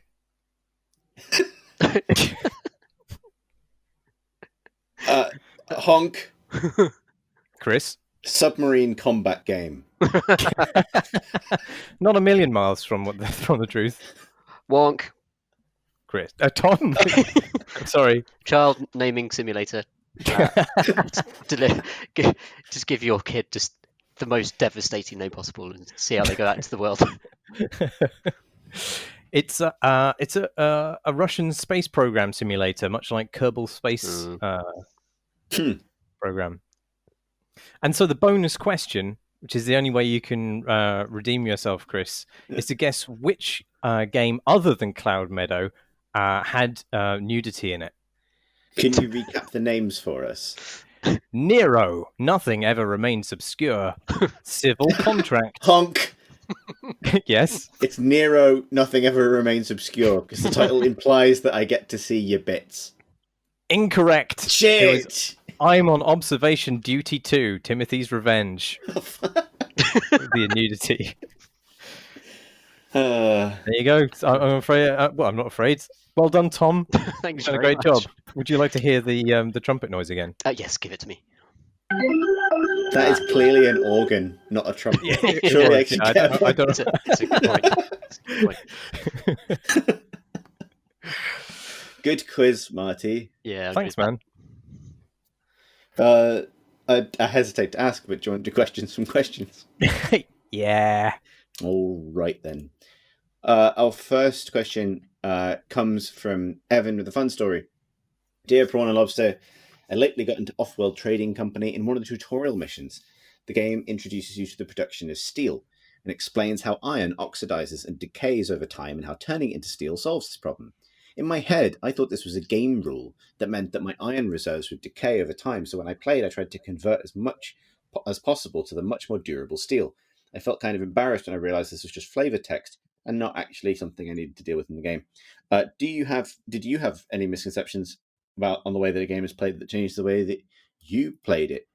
Cheers, Evan. I have to admit, personally, I can't think of something springing to mind, but I did think this was a fun instance of a game simply trying to teach you a fact, without thinking that you would try and put it into practice.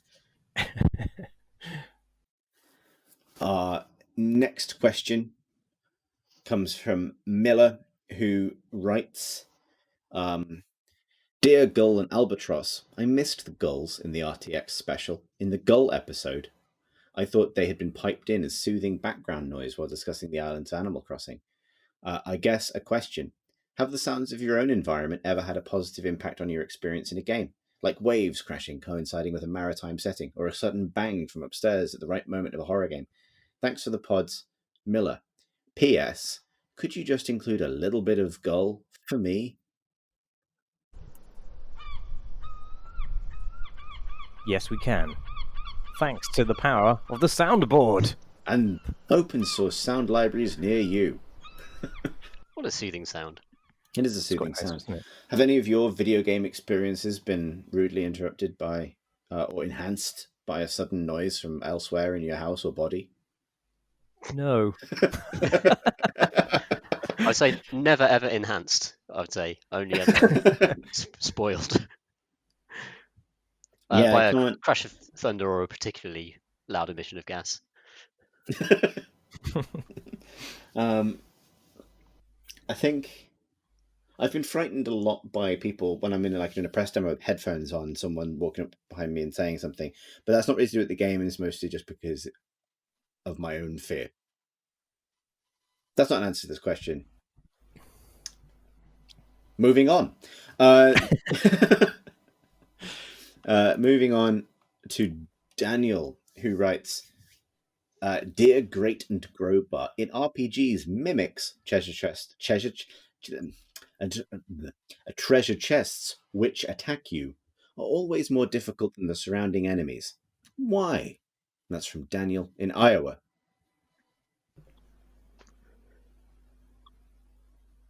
Why? Why? Why? Why? Why?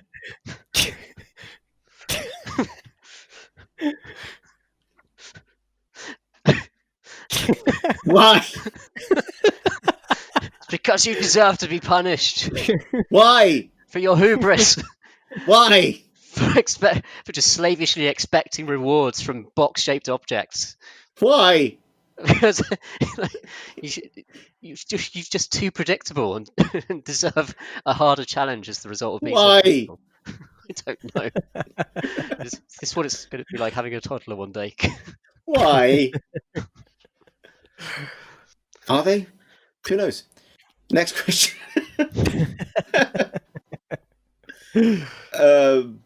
Patrick writes a very long email indeed. So much so that we won't read it out, but thank you for writing. Patrick writes about the issue of revisiting old games and the discourse surrounding it, and particularly remakes.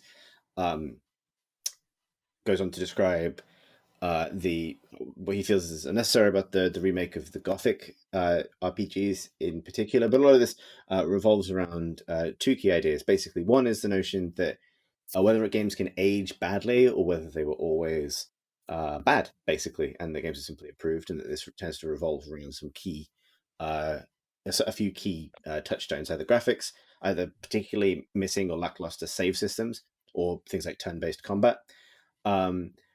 And what modernizing actually means, particularly drawing attention to the way that quote unquote modernizing Gothic seems to revolve around adding more kind of Uncharted style set pieces rather than actually kind of addressing the appeal of the original. And yeah, so do the terms aged badly or modernizing a game actually mean anything? Should they be shunned? Should their meaning change? And similarly, what does it actually mean to modernize a game and so on? Kind regards and stay healthy, Patrick from Stuttgart. I think there are legitimate ways in which you can modernize games, and I do think certain games, if not age badly, then are superseded by the advantages that game developers have today. So, I mean, I think the Resi games are a good example of developers reappraising the idea of, for example, of having fixed cameras in environments. I mean, there's nothing inherently evil or wrong about having fixed cameras, but they did it that way because of the limitations that they encountered in rendering those environments on the hardware they had. And given the opportunity to not have those limitations, then I don't see why developers wouldn't take advantage of that when looking back at these games and trying to re-release them for a new audience. I think maybe go on, Tom. I think when people talk about modernization in a positive context, often it's just basic accessibility stuff, i.e., decent tutorials, good UI, tighter controls that are easier to access. Whereas I think what Patrick's referring to when he's talking about the re-angling of Gothic as a series is a kind of is a business decision to try and make something more mass market, and that's, to me, that's not necessarily modernizing so much as just an instinctive behavior that businesses will display if they think they've got a hit and they want to make it draw more fans in. So I think it's more. I think modernization isn't quite the right word for that, for what he's describing, I think. Well, I think this is where the word remake is useful, because like, I mean, obviously, well, useful and not, like you get hung up on the idea that you're literally going back and remaking a game, whereas I think a better way to understand it is it's more like, what would happen if we made this game now? And I think in a positive sense that can be useful because it can give people access to stories or ideas in games that are harder to access now, either from a technological point of view or because of the assumptions of a previous era being superseded, particularly, as you say, in terms of accessibility. And what that relies on is there being something essentially appealing about what that game was in the first place that people want access to. And I think this is actually very true of Final Fantasy VII, which I'm looking forward to playing pretty soon, actually, partly because I loved that game at the time, and I kind of want to revisit the feel of its world and things, which I think is still kind of a notable bit of video game world building and fantasy. And so, but I am unlikely to get the same pleasure out of the original as I am now. So I kind of welcome people literally remaking it with modern production values. I think this has a tricky relationship with nostalgia, where what you're getting out of it is, I don't know, some complicated mishmash. Because a lot of the time, people are nostalgic for games they haven't played. And a lot of the audience, particularly for the Resident Evil remakes, and definitely Final Fantasy VII, will be people who've heard about this game a lot over the years, but don't have an essential connection to the original. And I think then the challenge for remakes is to convince new audiences that there was always something here that's actually resonant, that it's not good by virtue of its novelty at the time or something like that. It actually surprises me that Resi is as successful it is at that, because actually there's nothing kind of like staggeringly original about Resi 2 particularly, but there's still something compelling about that setup. And the Gothic one is interesting. I've only played the first Gothic game a bit, but I do not remember a single thing about its world, really. And I don't necessarily think that's a problem. The email sort of explains it's a good thing to be kind of thrust into this world with no real over-explanation, or to be allowed to chart your own course through it. But I can understand maybe why a developer would see that as an issue, where they need to suddenly throw in what would be called sort of more modern production values in terms of narrative staging and introductions and things like that. Why?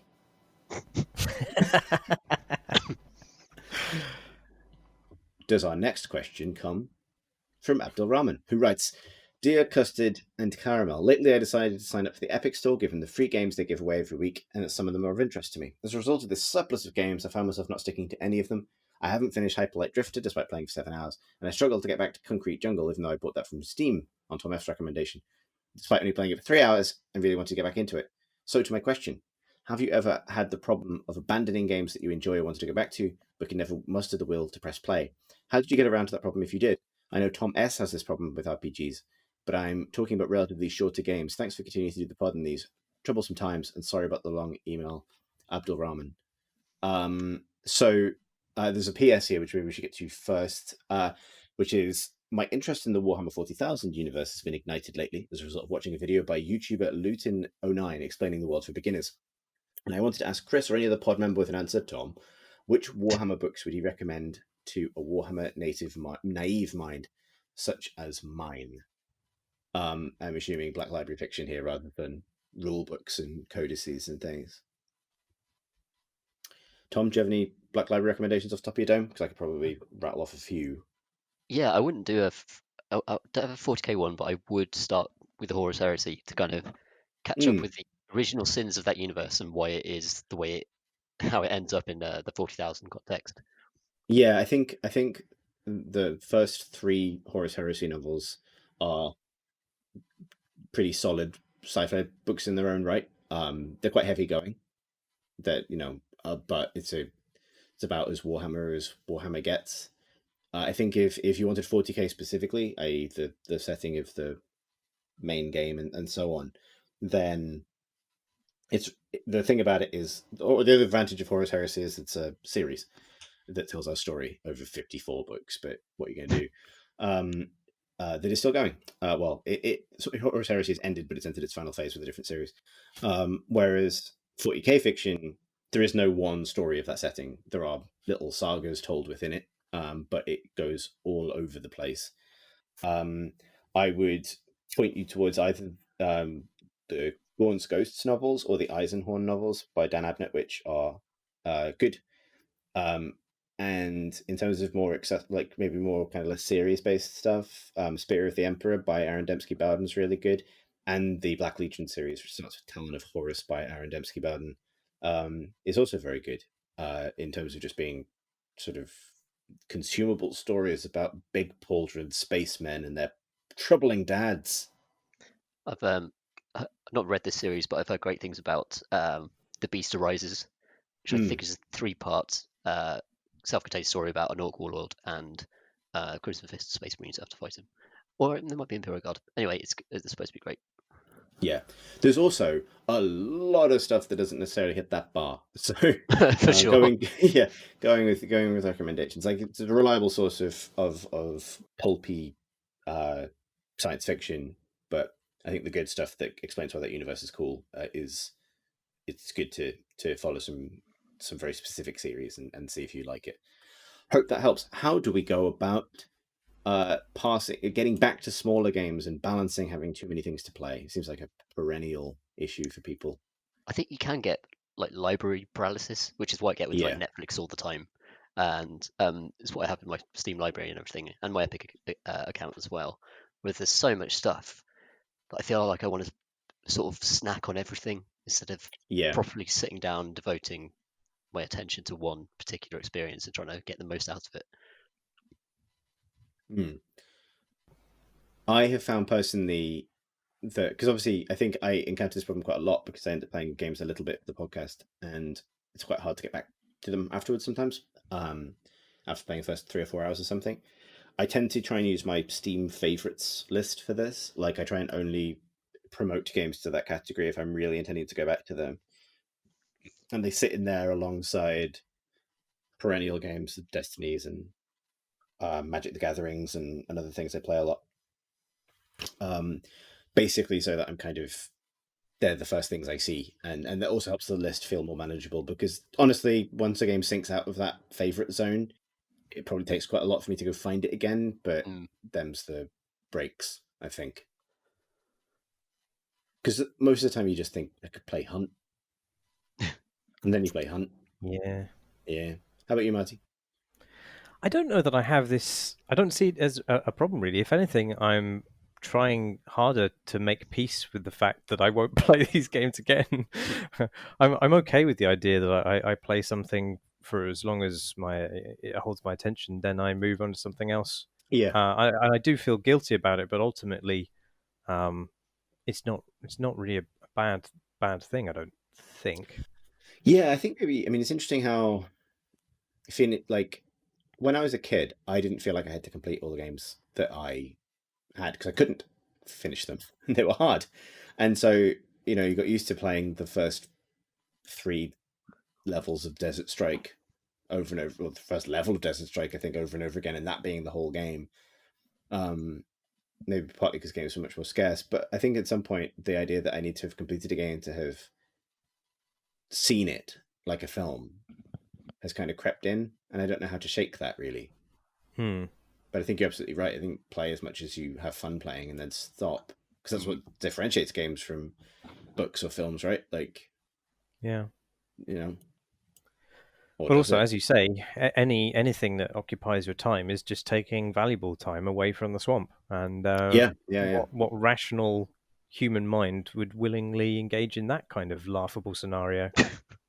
Like, valuable time in the swamp. Like last week when we sat alone at what we thought was a very clever ambush point for 45 minutes, convinced that any minute now, the people with the bounty were going to pick up the bounty and come our way, because whichever way they could go. And we posited every possible scenario, tense gunfights in the distance that must be happening to explain why we weren't doing anything for 45 minutes. And then we broke cover and got shot and died. Yeah. And that but weirdly, by people who explicitly decide to shoot us rather than the bounty, the singular bounty carrier who ran 360 degrees around them very slowly. Very frustrating. You and me, they both killed with one pistol because we're great at the game. It was good. But nonetheless, what I'm saying is that's an extremely valuable use of your time. And exactly. People who pour their hearts and souls into beautifully crafted short form indie experiences will never compete with I don't know, sitting in a bush discussing the failings of the British media in a time of crisis. Waiting for a cowboy to steal a spider's soul. Anyway, Fergus writes, "Dear Creps and Croque Monsieur, since you've been talking a lot about XCOM Chimera Squad, it's cheap as London chips, and I love me some turn-based squad tactics. I thought I would pick it up and give it a go. The last game with this type that I played was Warhammer 40,000 Mechanicus, a flawed but very fun little game. They did away with cover and hit chances to instead focus on being the most OP toaster that you can be. I loved that game, but was looking forward to having some more original flavor XCOM. So imagine my surprise as I found myself, after watching my squad to the snake miss a chain of 80% plus shots before being gunned down, that I suddenly realized, wow, I am completely over this. Something about the combination of having seen what a game like this can be like without the chances to hit, and the constant disconnect between what I'm seeing on screen and what the numbers are telling me, a shotgun literally clipping through an enemy's head, only having an 80% chance to hit being an example, I realized that I'm over having to deal with RNG in these kinds of games, and I don't think I'm ever going to go back. My question is, have you ever had a game break the spell of a genre or mechanic for you in the same or similar way? Another example for me was Resi 7 reminding me that horror games don't have to be about hiding in cupboards all the time. Keep up the podding and stay safe, Fergus. P.S. An offhand remark by Pip on one of the old pods about Netrunner being good got me into the game, and I've been loving it ever since. So, good job, Pip. So obviously there's two questions here. One is about realizing that you are over a genre, and the other is probably about the role of RNG in XCOM. Tom, I'm just going to guess you have an opinion about this. Yes. Oh, well. I think when dice rolls are used well, they create drama, but that doesn't necessarily mean it creates drama in your favor. And I think that's the problem with games, video games, as opposed to pen and paper RPGs, for example, where a dice roll going against you can be just as entertaining, if not more so, than one that goes for you. Whereas you're only ever punished for those dice rolls in XCOM. Right, there's no cool result from a missed shot, for example. Exactly. You don't so if you miss and then become enraged and get an extra action or something occasionally, that it would soften the blow. And but XCOM is not like that. XCOM is just like, yep, you failed. Now you're exposed. You're gonna get shot. Which is definitely brutal. Also, I think like it's kind of a question of variance as well. Like you could get on the sort of bell curve of possibility. If you're in the super shallow end on the left for for an hour, that's just a bad feeling, and nothing about the game can help you with that. Like it's just going to be a bad experience. And I completely accept that that's the flaw of totally chance-based systems. For me, like the randomization provides a lot of drama. I think that Chimera Squad is particularly punishing because you only have 4 people and you're in small environments, and though your guys can't really die, and it's hard for the game to actually end once you get the right upgrades, you can a combat scenario can be ruined by just a couple of dice rolls in that context. So that those bad feeling outcomes feel sharper and happen more often, I think, in Chimera Squad, even compared to like XCOM 2, which is also a punishing game. But it's always it's that balance between the drama of like that, the tension of being like, oh, almost got him, and the feeling of yes, got that shot off. That is kind of you're weighing that against the possibility that you just roll like shit and have a bad time. Right. And it's the core of the design in XCOM. So I think if you took that out and made it certain, it wouldn't be the same game. And I'm glad that exists, and I'm glad that Mechanicus and other games are actually like sort of responding to that and saying, yeah, this is suck actually, let's try different things. So I think we all sort of win, but I understand that frustration for sure. I think there's a few sides to it. I think obviously you hit the nail on the head, like, and the subject of variance and how we feel about variance and what they offer versus how humans can't handle it is like a massive subject that we've talked about quite a bit on Minis Monthly for obvious reasons. Those are dice games. I think the one point I would add to this is something that's identified in this email, which is that variance by itself is fine. You can build a game around dice in any million different ways that you want to. But there's a question where the types of variance and the amount of chance of failure in the system matches up with the actual theme and the specific action being simulated. So, because on one hand, you might want games where attacks are very chancy, but if the theme of the game, as it is in this case, is small groups of ostensibly elite soldiers fighting, fighting enemies with recognizable firearms and things like that, then suddenly, chance to hit becomes a very, it becomes a thing where there's an easy disconnect between what you can see and what the numbers are telling you. So, like in the example, shotgun blast at point blank range, only having an 80% chance to hit, which might be mechanically necessary for some reason. for broader mechanical reasons, doesn't feel right because the theme isn't matching up to what the numbers are representing. Like Phoenix Point did a better job at this in terms of reconciling the fact that people have an expectation that guns basically shoot in a straight line and will hit things, with having some bullet spread and some more kind of simulated ballistic stuff in order to kind of not specifically to take RNG out of the equation, but to reframe that RNG as something that the player can see and interact with.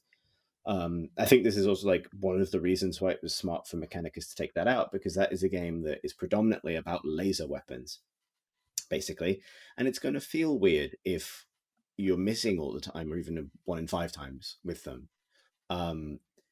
Like for example, in a game, a mischance in a Baldur's Gate game or a fantasy RPG feels that's weird because swords, and as I'm always banging on about in games, are almost more kind of representative damage dealers a lot of the time, and you kind of accept readily that like, oh, I swung my sword, but they did dodge out of the way.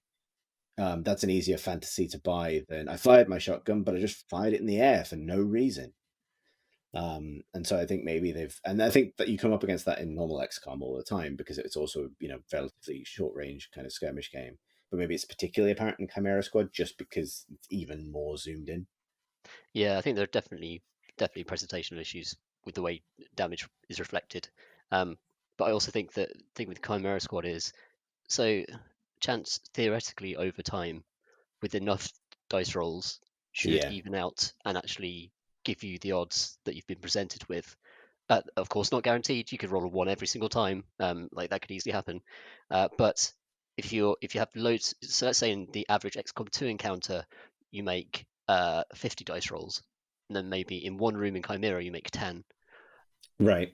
Is the sort of the way odds are going to be represented, the chance is going to actually flatten out is very different in those two scenarios. It's like poker players, poker players play the odds knowing that they're going to lose X number of times, but they play so many games that over the course of their career they make bank. Right. And a similar concept applies to just taking shots in XCOM for sure. So if you've got more squad members, there's more combat, longer scenarios, then you're more likely to see those odds go right for you than wrong. Whereas in a very short scenario, you can easily get that bad experience. Yeah. Has anyone found that, to the actual question, an example of a game kind of breaking the spell of a genre or a particular mechanic? I can't remember what it was called. Is Assassin's Creed Syndicate that's set in London? Yeah. Yes. Yes. So in that one, you can straight up go fucking Predator invisible as one of the special abilities, and that broke the whole fantasy for me completely. Right. Yeah. Because like again, it's the presentational thing. Whereas in Odyssey, there are little elements of fancy, little elements of kind of mythology that actually allow you to do things with that character. Whereas that gruff London gangsters in that context, just be able to just Predator cloak is just nonsense. It didn't break the whole genre, but it broke the fantasy completely for me, and I just couldn't take the game seriously. That's a good example. And that is all of the questions that we've got time for. I'm going to pass the buck of this outro to Martin. Cool. Okay. If you'd like to send us a question, you can do so at cratingcrowbar@gmail.com, or you can tweet us at cratingcrowbar. All these podcasts, that's what we're doing, uploaded as videos to YouTube, and you can find other nonsense by us there as well. The address for that is youtube.com/cratingcrowbar. Thanks, as always, to our wonderful Patreon backers. You can back us too, if you wish, at patreon.com/cratingcrowbar. Or you can simply join our immeasurably lovely Discord community. They are actually wonderful humans, the link for which is on our website, cratingcrowbar.com. And that's it. I've been Marsh Davis. I've been Topless. And I've been Thomas Orkbane, aka Tom Senior. Thanks for listening, everybody.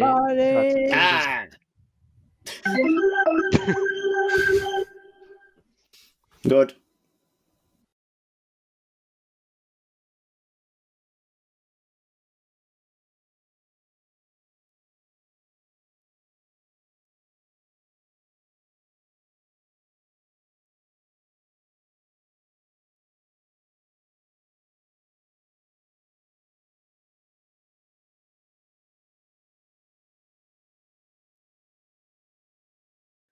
Honk honk honk honk.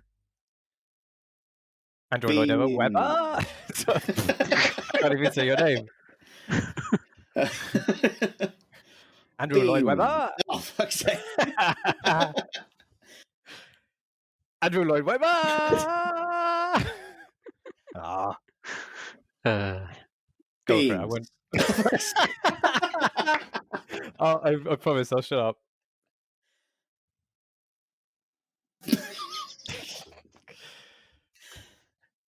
Beans.